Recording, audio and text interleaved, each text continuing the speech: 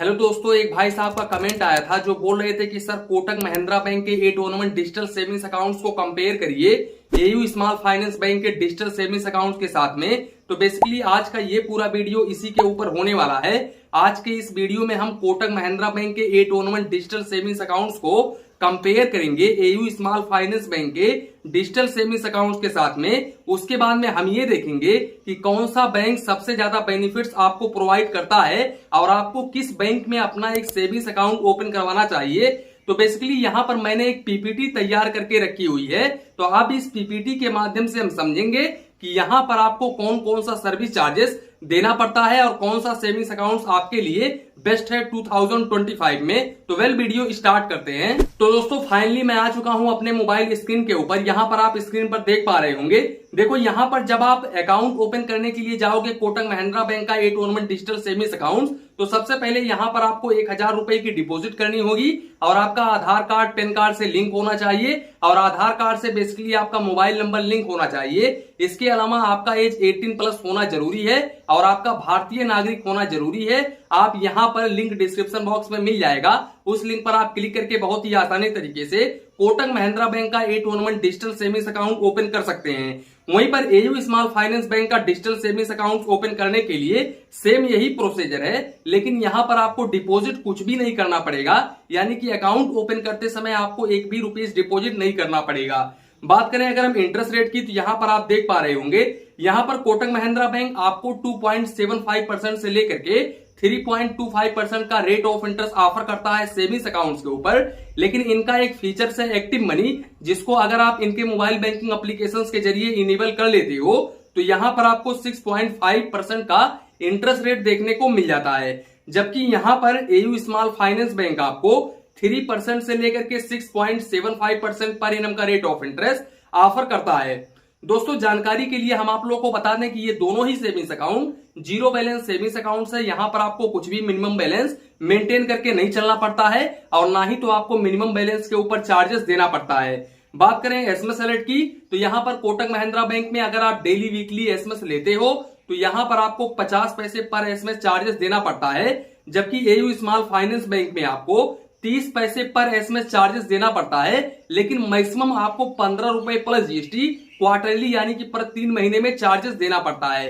तो इस मामले में AU small finance bank best है।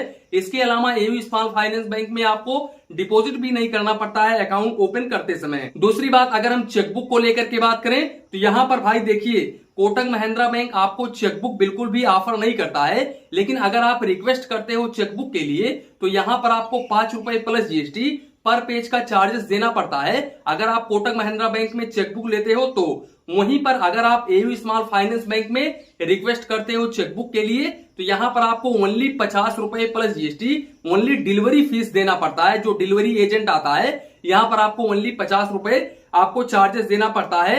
एयू स्मॉल फाइनेंस बैंक ने क्लियरली अपने सर्विस चार्जेस में मेंशन किया है। बाकी यहां पर ऑनलाइन ट्रांजेक्शन को लेकर के बात करें तो यहां पर भाई साहब कोटक महिंद्रा बैंक में आईएमपीएस, आरटीजीएस, एनईएफटी, यूपीआई बिल्कुल फ्री ऑफ कॉस्ट है। आप ऑनलाइन कर सकते हो। यूपीआई आप पर डे 1 लाख रुपए तक कर सकते हो और इस अकाउंट्स में आप जितना चाहे उतना बैलेंस रख सकते हो। काफी सारे लोगों के माइंड में चलता रहता है कि भाई हम इस अकाउंट्स में कितना बैलेंस रख पाएंगे, तो इन दोनों ही सेविंग्स अकाउंट्स में आप जितना मर्जी चाहे उतना बैलेंस आप रख सकते हो। बाकी यहां पर अगर हम एयू स्मॉल फाइनेंस बैंक की बात करें तो यहां पर भाई साहब एयू स्मॉल फाइनेंस बैंक में एनईएफटी, आरटीजीएस, इसके अलावा यूपीआई बिल्कुल फ्री ऑफ कॉस्ट है। लेकिन भाई साहब अगर आप आईएमपीएस करते हो ऑनलाइन तो मैक्सिमम आपको 15 रुपए प्लस जीएसटी तक चार्जेस देना पड़ता है पर ट्रांजेक्शन। तो इस बात का आप जरूर ध्यान रखें। इसके अलावा ब्रांच ट्रांजेक्शन की बात करें तो देखो कोटक महिंद्रा बैंक के ब्रांच में जाकर के अगर आप एनईएफटी करते हो तो यहां पर मैक्सिमम आपको 24 रुपए प्लस जीएसटी, आरटीजीएस करते हो तो मैक्सिमम आपको 40 रुपए प्लस जीएसटी। जबकि एयू स्मॉल फाइनेंस बैंक में भाई साहब आप चाहे तो आरटीजीएस करो चाहे तो आप एनईएफटी करो ब्रांच में जाकर के मैक्सिमम आपको 10 रुपए प्लस जीएसटी चार्जेस देना पड़ता है। तो इस बात का आप जरूर ध्यान रखें। बाकी कैश ट्रांजेक्शन को लेकर के बात करें तो अगर आपका कोटक महिंद्रा बैंक का A21 डिजिटल सेविंग्स अकाउंट है तो आप मंथली ओनली 1 ट्रांजेक्शन कर सकते हैं या फिर आप 10,000 रुपए तक की ट्रांजेक्शन कर सकते हैं। आप चाहे तो पैसे निकालो चाहे तो आप पैसे जमा करो, आप 10,000 रुपए से अधिक नहीं कर सकते हैं एक महीने में।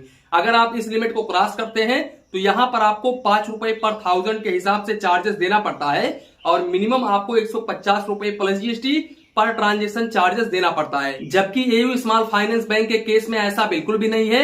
एयू स्मॉल फाइनेंस बैंक में ब्रांच में आप मंथली 5 ट्रांजेक्शन कर सकते हैं या फिर आप 1 लाख रुपए तक ट्रांजेक्शन कर सकते हैं। अब अगर आप इस लिमिट को क्रॉस करते हैं तो यहां पर आपको 5 रुपए पर 1000 के हिसाब से चार्जेस देना पड़ता है और मिनिमम आपको यहां पर 100 रुपए plus GST per transaction charges देना पड़ता है। आप चाहे तो पैसे निकालो, चाहे तो आप पैसे जमा करो, आप यहां पर 1 लाख रुपए से अधिक मंथली नहीं कर सकते हैं। इसके अलावा ये दोनों ही बैंक आपको वर्चुअल डेबिट कार्ड ऑफर करते हैं बिल्कुल फ्री ऑफ कॉस्ट में। लेकिन भाई साहब एयू स्मॉल फाइनेंस बैंक ने अपने सर्विस चार्जेस में क्लियरिफिकेशन नहीं दिया है कि यहां पर भाई साहब आपको वर्चुअल डेबिट कार्ड बिल्कुल फ्री ऑफ कॉस्ट में मिलेगा या फिर आपको चार्जेस देना पड़ेगा। वैसे अगर आपका एयू स्मॉल फाइनेंस बैंक का डिजिटल सेविंग्स अकाउंट है तो प्लीज आप कमेंट बॉक्स में कमेंट करें कि यहां पर भाई साहब आपको चार्जेस देना पड़ता है या फिर नहीं देना पड़ता है। वैसे कोटक महिंद्रा बैंक में first time virtual debit card बिल्कुल फ्री ऑफ कॉस्ट में देखने को मिल जाता है, लेकिन सेकंड टाइम अगर आप इशू करते हो तो यहां पर आपको 49 रुपए प्लस जीएसटी चार्जेस देना पड़ता है। इसके अलावा अगर हम बात करें एटीएम कार्ड की तो यहां पर भाई साहब Kotak Mahindra bank dream difference classic debit card provide करता है।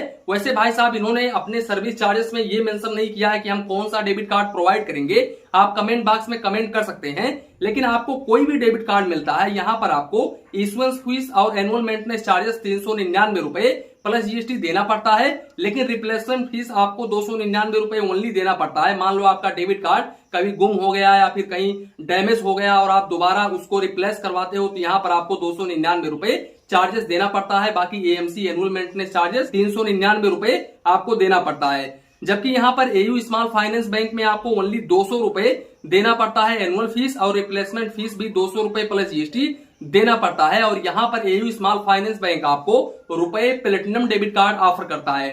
भाई साहब अगर हम Kotak Mahindra bank debit card के लिमिटेशंस को लेकर के बात करें तो भाई साहब अगर आपको dream difference classic debit card मिला हुआ है तो इस डेबिट कार्ड से आप 25,000 रुपए पर डे निकाल सकते हैं और 1 लाख रुपए तक ऑनलाइन ट्रांजेक्शन कर सकते हैं। बाकी यहां पर मैं आप लोगों को बता दूं इस डेबिट कार्ड के ऊपर आपको लायबिलिटी देखने को मिल जाता है 2,50,000 रुपए तक। इसके अलावा personal accidental cover up to 2 lakh रुपए तक का देखने को मिल जाता है कोटक महिंद्रा बैंक के ड्रीम डिफरेंस डेबिट कार्ड के ऊपर। जबकि एयू स्मॉल फाइनेंस बैंक के डेबिट कार्ड से आप 25,000 रुपए पर डे निकाल सकते हैं और 2 लाख रुपए तक ऑनलाइन ट्रांजेक्शन कर सकते हैं।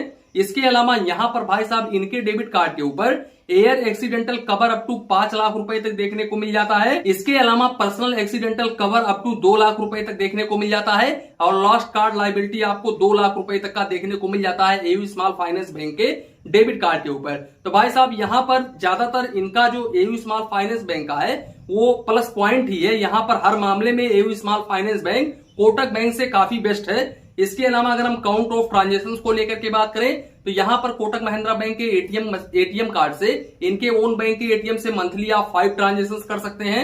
दूसरे बैंक के एटीएम से मंथली आप 5 ट्रांजेक्शन कर सकते हैं।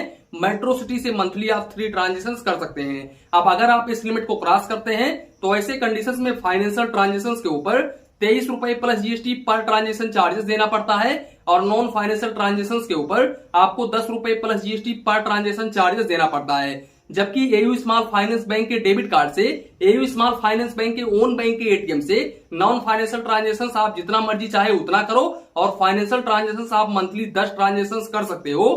अब यहां पर भाई साहब दूसरे बैंक के एटीएम से अगर मैं बात करूं, अगर आप एयू स्मॉल फाइनेंस बैंक का एटीएम कार्ड ले जाकर के किसी दूसरे बैंक के एटीएम मशीन से पैसे निकालते हो, सपोज करो कि आप एसबीआई की एटीएम मशीन से जाते हो पैसे निकालने के लिए या फिर बैंक बैलेंस इंक्वायरी करने के लिए, तो ऐसे कंडीशन में आप मंथली 5 ट्रांजेक्शन कर सकते हो।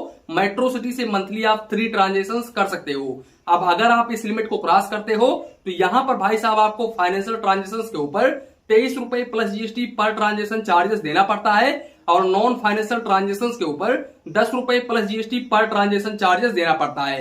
अब दोस्तों ये तो था ये दोनों ही बैंकों का सेविंग्स अकाउंट। अब यहां पर अगर हम ये देखें कि इन दोनों ही सेविंग्स अकाउंट में से कौन सा सेविंग्स अकाउंट आपके लिए बेस्ट रहेगा, तो सबसे पहले देखो कोटक महिंद्रा बैंक का ब्रांच आपको ज्यादातर सिटीज में देखने को मिल जाता है, लेकिन एयू स्मॉल फाइनेंस बैंक का ब्रांच जो है वो ज्यादा सिटीज में देखने को नहीं मिलता है। सबसे पहला रीजन तो ये है।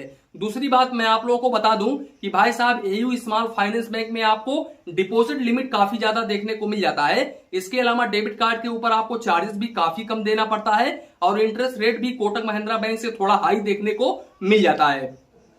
वैसे दोस्तों ये दोनों ही बैंक काफी शानदार बैंक हैं। वैसे कोटक महिंद्रा बैंक का मोबाइल बैंकिंग एप्लीकेशन भी काफी जबरदस्त एप्लीकेशन है और एयू स्मॉल फाइनेंस बैंक का भी मोबाइल बैंकिंग इतना बेकार नहीं है, ये भी काफी जबरदस्त है।